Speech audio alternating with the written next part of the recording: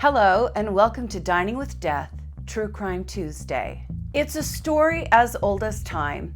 A man and a woman who are committed to other people find themselves in a secret affair.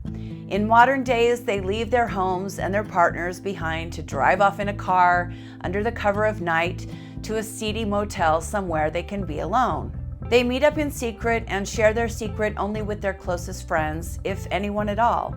But what happens when those lovers leave their homes and never return? Of all of the stories I have covered that involve a secret affair, this is definitely one of the most gruesome. It is also one of the most mysterious. This story includes a serial killer, a message scrawled on a mirror with a bar of soap, and a gory, bloody double axe murder that left 2 people dead, 2 others without their partners, and 2 children without their parent. This is the story of the Amana Ax Murders. I'm your host, Stacy Lee. Let's get into it.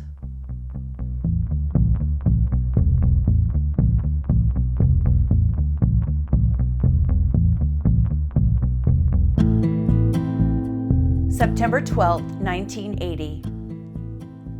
2 people drive towards a motel in Amana, Iowa. Both of them are keeping a very big secret. This is Roger Atkinson. Roger was a 32-year-old GTE employee who worked on and installed lines for the phone company. Roger was married to this woman, Marcy Atkinson, and they lived in St. Joseph, Missouri. Roger was a religious man. He attended King Hill Baptist Church, and he even sang in the church choir. He was also in charge of maintenance on the church bus and often drove it on outings. Everyone who knew Roger says he was polite, he was pleasant, and he was a straight arrow. He wasn't involved in drugs or anything illegal. He was a very average man who lived a very average life, as far as they knew. But Roger was restless. He had grown unhappy in his marriage to Marcy. When he turned 30, he started feeling older, and he realized his life wasn't quite turning out the way he'd hoped and dreamed that it would. He had been in the military, and that was far more exciting than being a telephone line repairman, and he just was feeling like he was at a place in his life where he was wanting more. One day, Roger was out on his usual route, going through his daily list of repairs to attend to. He rang the doorbell at his next stop, and this woman answered the door. She was 22-year-old Rose Burkert, and there was an instant spark between Roger and Rose. Rose was a decade younger than Roger, and she had a young daughter named Rachel. Rose was working as a nurse at Methodist Hospital there in St. Joseph at the time, and she was instantly attracted to Roger. Rose was quiet, and she was a homebody. Her friends later said it was difficult for them to even get her to go to a show or go out for a night of dancing. She would rarely even see a movie. When she wasn't working, Rose stayed at home with her daughter. Of course, no one knows the details of how the relationship progressed, but before long, Roger and Rose were having a full-blown affair. Rose told some of her girlfriends about Roger, and although they disapproved, they wanted to hear all of the details of the romantic encounters. And what made the whole thing even more interesting was that Rose was such an introvert. She wasn't at all the type of person to go out and get involved in a sexual romantic relationship with a married man, so it was shocking to those who knew her. Roger and Rose were very, very worried about being caught. Roger, of course, didn't want his wife to find out about the affair, and Rose didn't want anyone she was acquainted with to know she was seeing a married man. The whole thing was very taboo and very salacious in the conservative religious area of St. Joseph. But sometimes these attractions are just too strong to resist, and Roger and Rose found themselves trying to spend time together whenever possible. On the night of September 12th, 1980, they had a very special meetup planned. Roger and Rose decided they were going to sneak away and go out of town together. First, they met in another town. We're going to talk about that in a second. And then they drove about 300 miles to Amana, Iowa to be together. Now, 300 miles is a long way to go for a night in a cheap motel. The fact that they drove that far away is really telling, isn't it? They did not want there to be any chance at all that someone they might know would see them together. They were taking all kinds of precautions, and that was the reason they chose to go so far away to spend the entire night together. Roger and Rose pulled into this motel, the Holiday Inn Amana. This is how it looked back at the time of the events that we're talking about today. This is a very typical hotel for the late 1970s, early 1980s. Attached to the hotel is a coffee shop, a diner called the Seven Villages Restaurant. The interior of the rooms looked something like this, and the pool looked like this back then. These kinds of images make me want to take a time machine right back to a simpler era. I love the vintage look of the hotel, the 1970s style decor, and the indoor pool. Roger and Rose, however, weren't interested in the restaurant or the swimming pool. They were there for the motel room. They checked into the hotel room around 7 o'clock that evening, and they were given room 260, the last room at the end of a long hallway. They only paid for one night and told the clerk that they would be leaving the following morning. Checkout time came and went, and neither Roger nor Rose appeared at the front desk to return their room key and settle their bill. So, as is customary, the front desk clerk called the room, and there was no answer on the phone. The manager then asked a member of the housekeeping staff to go and check on the couple and let them know it was time to check out or they would have to pay for another night's stay. As the housekeeper approached the door of room 260, she could hear that either the TV or the radio was on in the room. She knocked and got no answer. She waited for about 20 seconds and then knocked again, this time a bit louder. Again, she got no reply. At that time, she went to the lobby and informed the front office manager, Dean Morse, that she wasn't getting any type of response from the couple in room 260, and she had kind of a strange feeling. Dean and the housekeeper then walked down the long hallway together, and when they got to room 260, Dean knocked loudly on the door. Just like the housekeeper, he got no reply.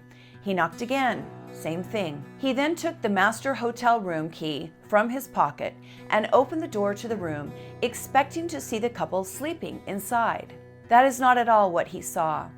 As he peered into the motel room, he immediately knew something was terribly wrong, but he couldn't quite process what he was seeing. The room wasn't well lit, and so he took a step or two towards the inside of the room. He could see that both Roger and Rose were lying face down on the bed, but they weren't sleeping.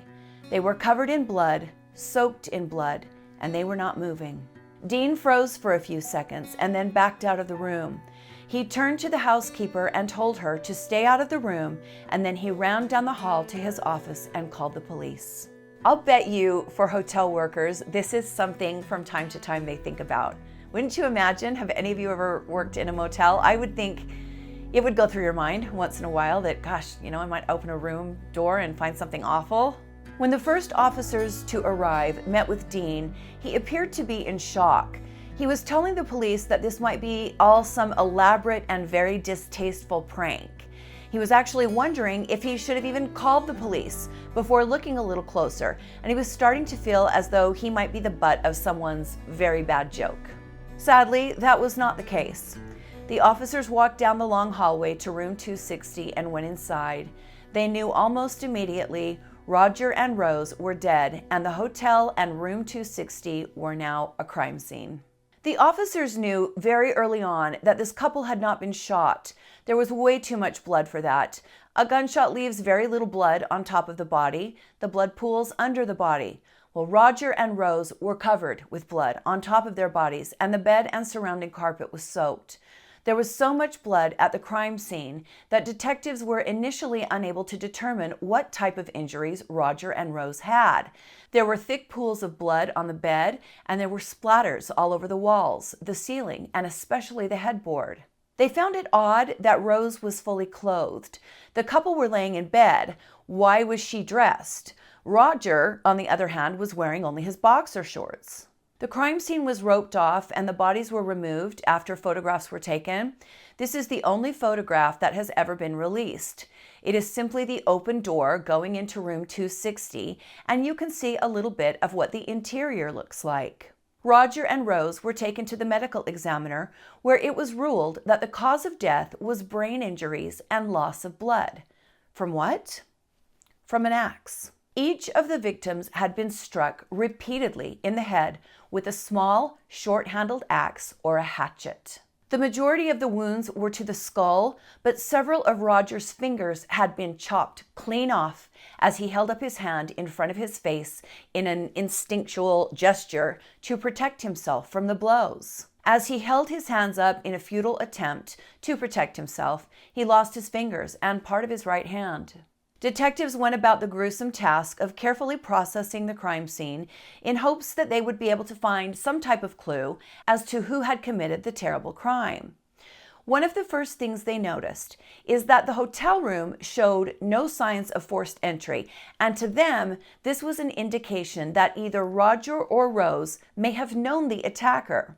Whoever committed the double murder hadn't had to break into the room. They had to be let in. Now, that could also be explained away easily by assuming someone knocked, posing as maintenance or housekeeping or room service. But whatever the case, the door had not been forced open and the lock was not damaged. The door frame was not damaged. But the other thing that made officers believe Roger and Rose may have known their attacker is that both of the chairs in the hotel room had been pulled away from the little table, that sits in the corner of the hotel room, and one of those chairs had been placed at an angle towards the bed, as if someone had pulled it up and sat in the chair while they were talking to the couple who were in bed. The police began to wonder, was this someone that Roger was so familiar with that he didn't feel the need to get dressed? Had Rose been undressed, and when a knock was heard at the door, she hurriedly threw her clothes back on? There was something else. Someone, police assumed the attacker, picked up a bar of soap and began carving it with a knife. Then the soap was taken and used to write a message on the bathroom mirror. But after the message was written, the writer took the soap and scribbled the majority of the message out. The only word that was still legible was one word. It said, "this." That was it, the word "this." The rest of it had been scribbled to the point that they couldn't tell what it had originally said. What did this mean?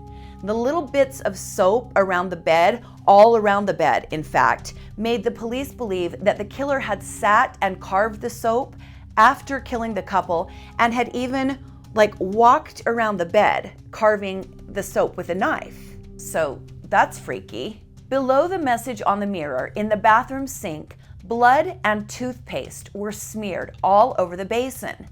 As they continued to look around, police realized that toothpaste was also intentionally smeared all over the bottom of the bathtub. They couldn't figure this out. Was it just an attempt to clean up or maybe get rid of fingerprints, or was it just a random act of more madness, just someone making a mess? Now, we know that killers, serial killers especially, fall into two categories: organized and disorganized. There are, of course, also crimes of opportunity and crimes of passion, but the smeared blood and the toothpaste were strange to the investigating officers. Why would anyone take the time to make the mess in the sink and the bathtub? The killer had obviously brought his own weapon with him, and he had taken it as well. There wasn't an axe in the room. He brought it. That seemed to indicate that the crime was planned, and that seemed to indicate that the killer was more organized. The mess in the sink and the bathtub, however, seemed kind of disorganized. After the crime scene was processed and the crime scene cleanup unit began to strip the room of everything that had been soaked in blood, detectives began to interview the family members and the friends of the victims. Roger's friends and family were stunned. They could not believe that this mild-mannered telephone repairman had been found chopped up with an axe in bed with a woman who was not his wife. It was completely out of character for what they knew of Roger. But we all have our secrets, don't we? The more police spoke with people who knew Roger and Rose, the more discouraged they became. Obviously, the first possible motive to look into was jealousy. Roger was married and Rose had some ex-boyfriends. Could one of those people be responsible for this grisly attack? Police were able to quickly rule out robbery. The hotel room had not been ransacked. The drawers were in place. The couple's belongings hadn't been rifled through.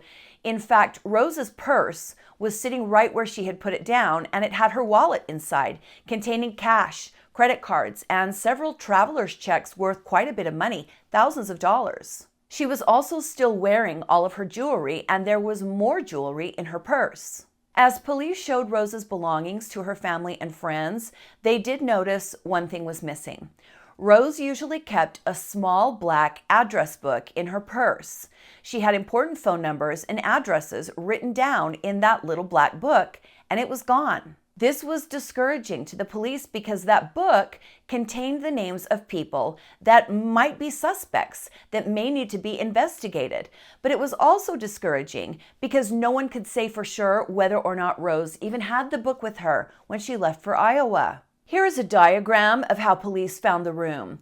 Roger and Rose are face down in bed. You can see the chairs, one at an angle, and there are soap bits around the bed. There are suitcases on the opposite side of the bed, and Rose's purse is at the foot of the bed. In the bathroom are 2 towels thrown about, and the diagram indicates the writing on the mirror and the blood and toothpaste in the sink in the bathtub. Just exactly who were the police dealing with here? A calculated assassin or an out-of-control maniac? September 14th, 1980. The long investigation begins. Detectives continue to investigate for days and then weeks following the double murder. All of the employees at the Holiday Inn were interviewed, and the police were successful in tracking down almost all of the other guests that had been in the hotel on the night of the murders. There had been a convention of funeral home directors in Amana, Iowa on the night of the killings, and so the hotel was at full capacity. The only reason that Roger and Rose were able to get a room is because there had been a cancellation. So that is an entirely new angle to the killings. What if Roger and Rose had stayed somewhere else? Would it have been the people who originally booked the room and then canceled that would have been murdered? Or was it a targeted attack against Roger and Rose? Imagine being the person or people that had booked that hotel room and then canceled. Like, you would be living the rest of your life like every day was the best day of your life, wouldn't you? I would be. It's too bad that sometimes something scary has to happen to us in order for us to realize like every day is precious and we should enjoy every one, you know? One of the things I find most surprising about this story is not only is it an axe murder, it's a double axe murder, and not only that, it occurred in a hotel room, a hotel that was booked to capacity, meaning that there were people staying in the rooms across the hall, and that the room that shared a wall with room 260, you know, they're just right on the other side of the sheetrock. Explain to me how on earth no one heard anything. But they didn't. The police asked. They spoke to the guests all around room 260, and not one of them heard anything unusual. We don't know exactly what time of night the murders took place, but there is an estimate. We'll talk about that in a second. We do know a couple of things. 1, the door was not broken into. It was opened, so that would have been quiet.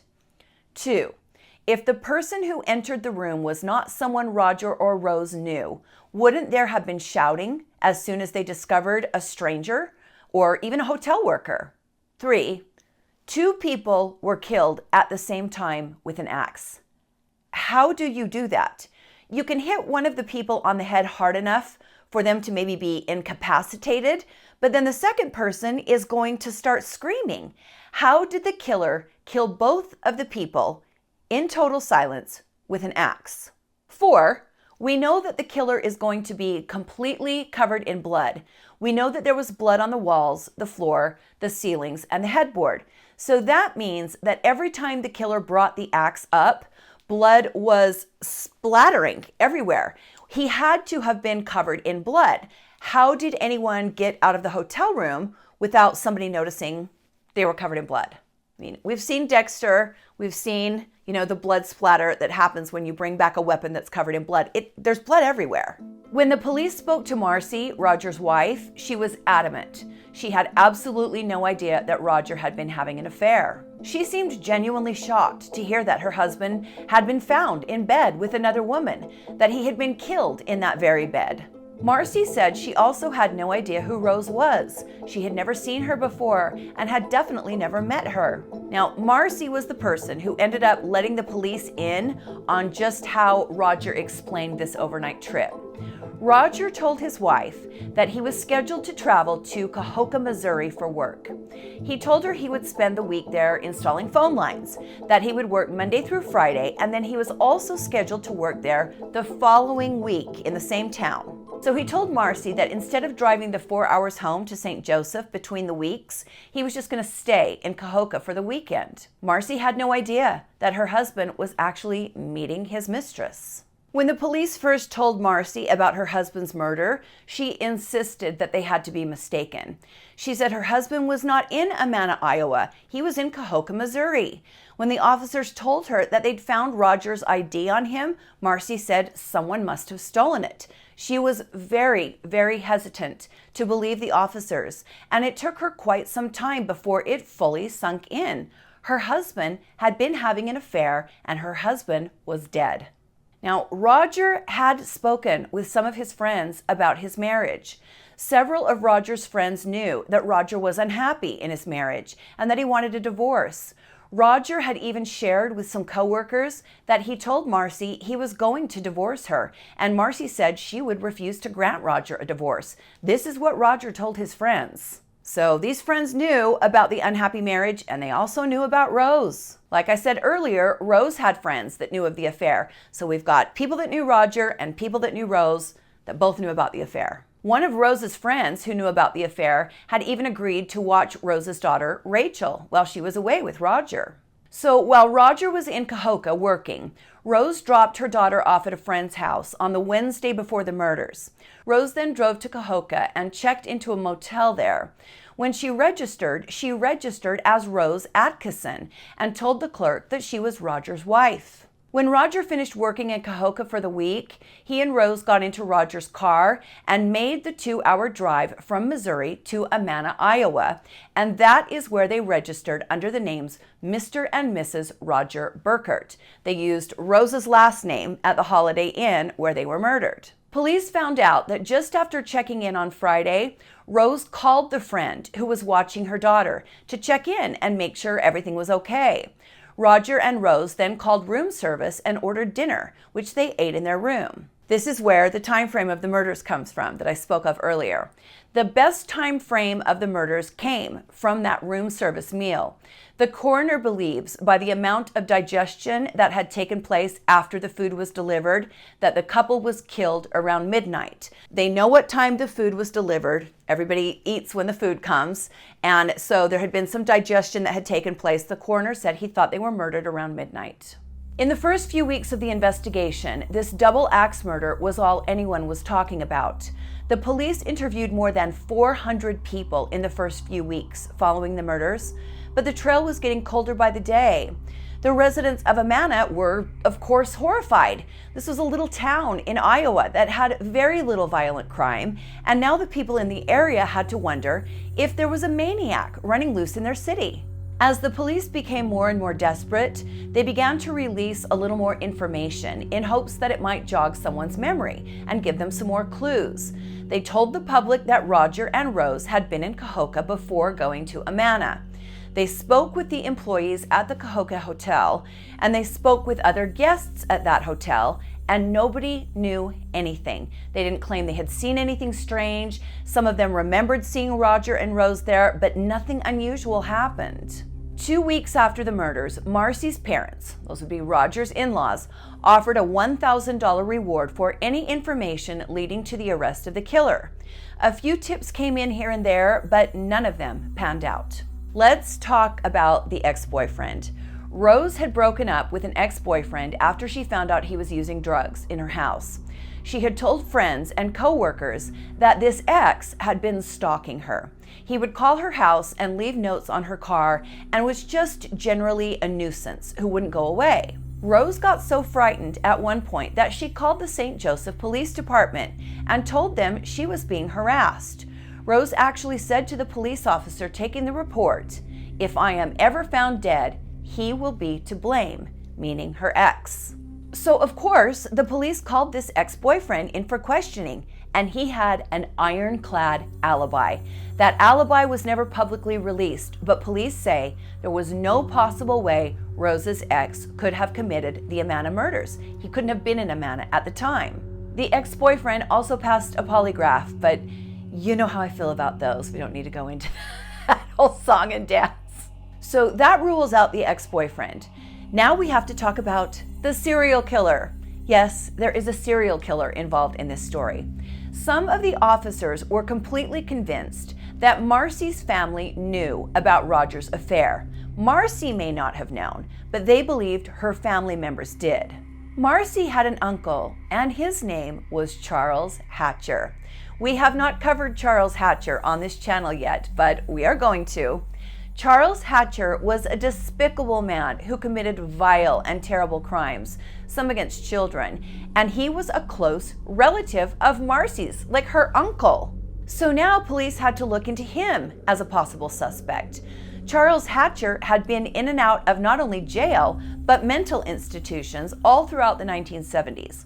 He was arrested on May 3rd, 1979 for assault and attempted murder when he tried to stab a 7-year-old. He was sent back to a mental health facility and released in May of 1980, so he was free at the time of this double murder. He was not locked up, and his whereabouts were unknown at the time of the killing. Some of the investigating officers were convinced that Marcy or her family had gotten her uncle to commit the murders, but there was absolutely zero evidence to back up these theories. After thoroughly investigating Charles Hatcher, the police ruled him out, and by that time, most of them were convinced that Marcy was really telling the truth. She didn't know her husband was cheating on her, and she didn't know anything about the murders. A year went by, and there was almost no progress on the case. All of the interviews went nowhere, the leads dried up, and the case went cold. State authorities then brought in the FBI in hopes that they could find something that had so far been missed. At this time, profiling was in its infancy, so the FBI helped to create a criminal profile for the suspect. But with nothing to go on, it was simply filed away in hopes that it might one day be helpful. 2 years after the crime was committed, most people had forgotten about it. With each passing month, the Amana Ax Murders was becoming a very cold case. December 1984. A detective who had worked the case from the beginning came forward and told reporters that he was 99% sure he knows who the killer is. He said the problem he has is that there is no solid evidence to back up his theory, but the suspect knew one of the victims.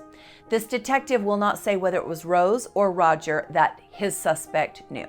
This cop said the person he is talking about has been a suspect pretty much since day one, but early on, this person retained a lawyer and refused to speak to the police. The officer then said that unless something breaks wide open and changes drastically, there will be no way to prove this man is the killer.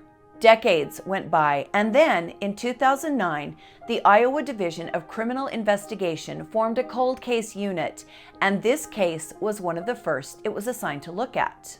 All of the evidence was pulled out of storage, and detectives decided to look at it as though it was a brand new case. That turned out to be a very good idea because some new leads were uncovered. The detectives resubmitted every piece of evidence for retesting because, of course, testing is now light years ahead of where it was back in 1980. Both of the bathroom towels found tossed about in the motel room bathroom were retested. On one of the bathroom towels, technicians found DNA belonging to Rose, to Roger, and to an unknown male.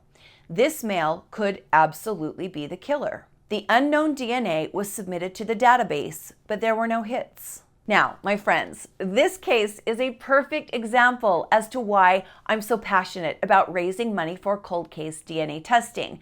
Of course, it's about solving the case the DNA was collected for, perhaps a murder or a robbery.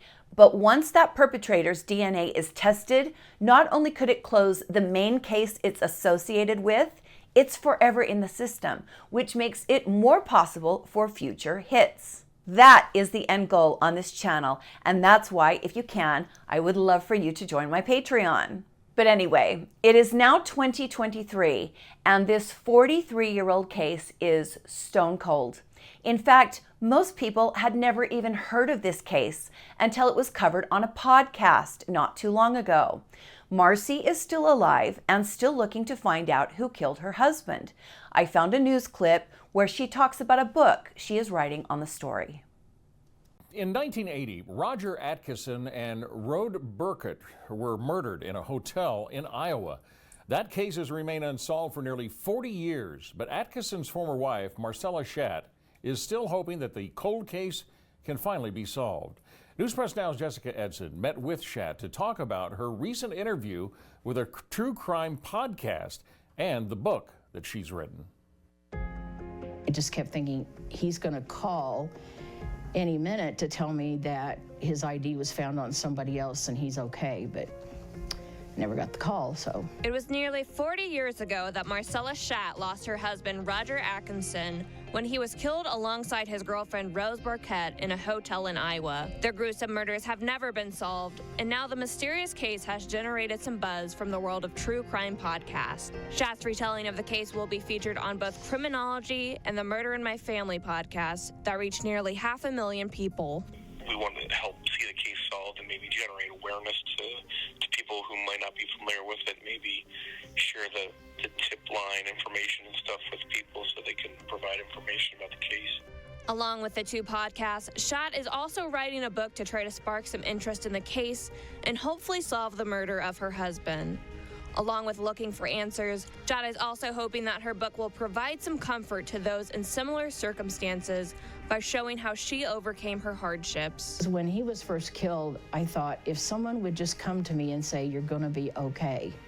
You know, I've been through this, it's going to be hard, but you'll make it through. And so that's one of my purposes, to inspire and that people can see they can get through anything with God's help. For News Press Now, I'm Jessica Edson. There are a lot of morals to this story, but I'll save the judgment for someone else. No one deserves to be murdered for having an affair. No one deserves to be hacked to death for sneaking around. This is a tragic tale that left kids without parents and families without their loved ones. These are the stories of the monsters who live among us. These are the stories that remind us, watch out for what you do, for the decisions you make, and watch out who you open your door to. You never know. Thank you for joining me today on Dining with Death, True Crime Tuesday. Hit the like button if you like the video, subscribe to the channel if you want to see more from me, and of course you can join my Patreon. You know what the end goal is there, and if you want to donate $1 a month, that helps. It helps to support the channel and it helps to reach our ultimate goal. I sure appreciate you being here. Thanks for spending some time with me today. Stay safe, my friends, and be kind to each other. And I'll see you next time on Dining with Death. Bye.